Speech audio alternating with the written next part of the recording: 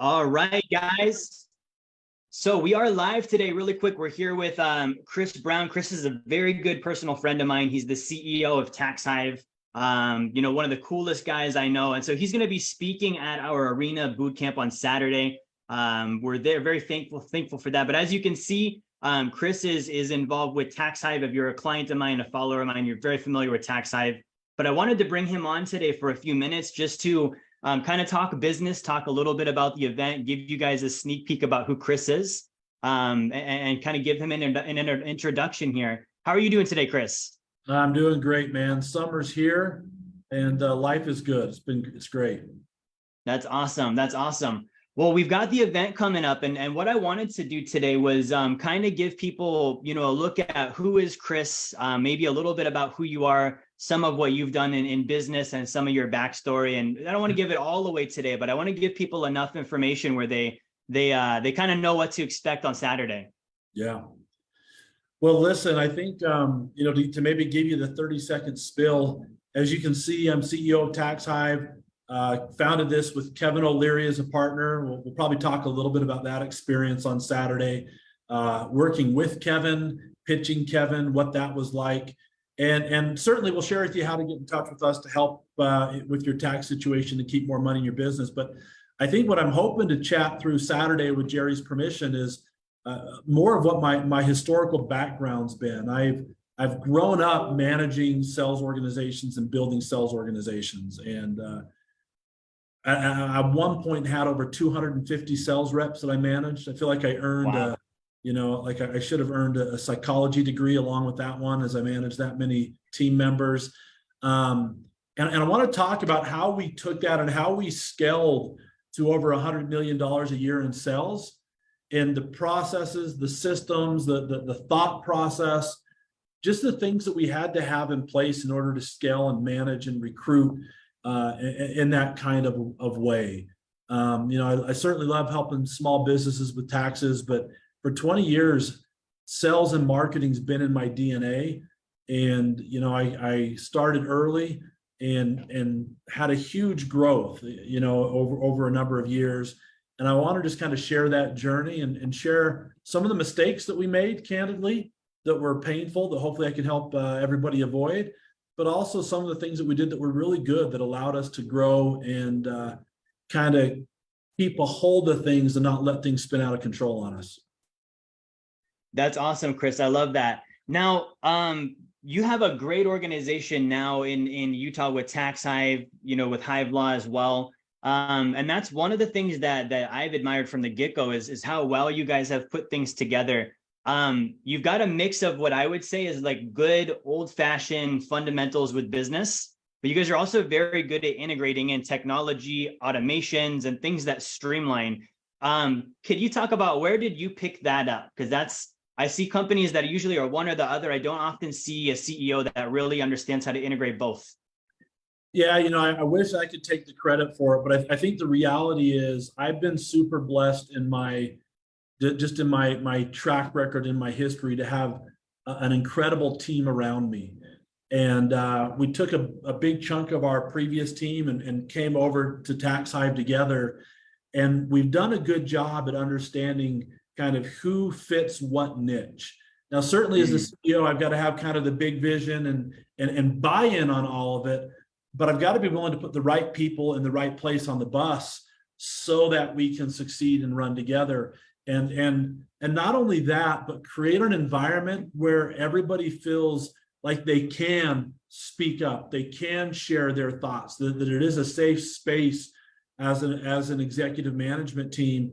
And we've done a really good job building a collaborative group where number one, we have people with different backgrounds, different skill sets, but we've created an organization where everybody can contribute in meaningful ways, and it's a safe place to do so. And I think that's what's allowed us to do what we've done, is just terrific talent around me, coupled with just creating the environment that we've created. That's awesome. That's awesome. What would you say, and not just in Hive and Hive Law, could be any of your ventures you've done. What would you say is the accomplishment as a as a business owner, as an executive, that you're the most proud of personally? The thing you look at and you're like, that's my favorite thing I've done yet. You know, this might sound cliche to people, but it's the relationships that I've built. When I had 250 sales team members working for me, a huge chunk of that group has followed me and done different things with me.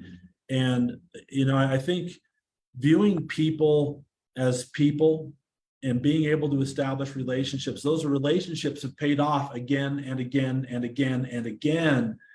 And, I think the thing that I'm most proud of is, as much as my businesses need to make money, because they do to survive, that we haven't lost sight of the people that make that happen. And even when we were a huge organization, the kind of relationship that I felt from the top down was one that I was super proud of. And the environment, the atmosphere that we've created, again, it just continues to pay dividends even now. I can call in favors. People are happy to come back and work for us that have moved on and done different things. And that's hard to do when you're in a business doing $100 million a year. It's hard for people to not just feel like they're a number. And we had very little attrition. If we had somebody come in and they got through their first year and understood what we were doing and were able to succeed, we rarely lost anybody. And I think, again, that led to our success, but it speaks to the environment and the culture that we created. And having an organization as big as we have and having that kind of culture is really hard. So, I could talk numbers and profit and amount of clients we've sold, but really, I think the reason we were able to accomplish that was because of the underpinnings we have with our team. I think that's I've seen that in your office. You guys have an amazing culture, environment, people are excited to be there. Could you talk really quickly about, you've been, a CEO, a business owner. You've also had people who work for you that are very successful. And there's always this, be an entrepreneur, don't be an employee. It's kind of a mindset out there. Could you talk just candidly for a minute about that? Because you have employees who are very successful. You're an entrepreneur yourself. Where do you see the differences, and what should someone be thinking with as far as, do I want to be, an employee that's in a very successful company that's going to be given a role where I can really grow, versus doing my own thing and trying to build that wheel myself? Well, listen, I thought I was vice president of a big sales organization for a long time, and I thought I understood what it meant to be an entrepreneur. Because I felt a lot of ownership in what I ran and what I had, and in a lot of ways I acted like an owner of a company. But it wasn't until I actually owned a company that I realized the stark differences. And I think number one is ownership, and we can say that we own things, and great employees do take ownership in what they do. But as an entrepreneur, you have to take ownership in everything. As an entrepreneur, it doesn't stop. I talk about this a lot with Kevin, and entrepreneurship's not for the faint-hearted. Now, there's some benefits that come from it too, don't get me wrong, but it doesn't stop. There is no break, and you've got to be prepared for that, and you've got to embrace it.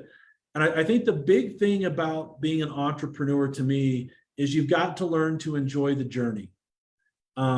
You're not trading your time for dollars. You're not doing that. You've got to learn to enjoy the journey, because you are going to have ups and downs. You're going to have good months, good years, bad years.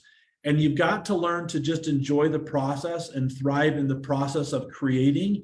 And if you don't enjoy that process of creating with its accompanied ups and downs, then entrepreneurship may not be for you.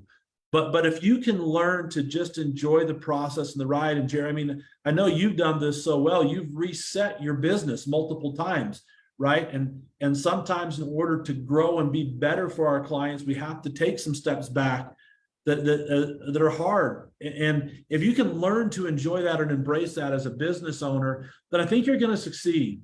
But if you don't enjoy that process and you're more concerned about the destination, oftentimes that destination is fleeting, and it's hard to continue to have the enthusiasm you need to succeed.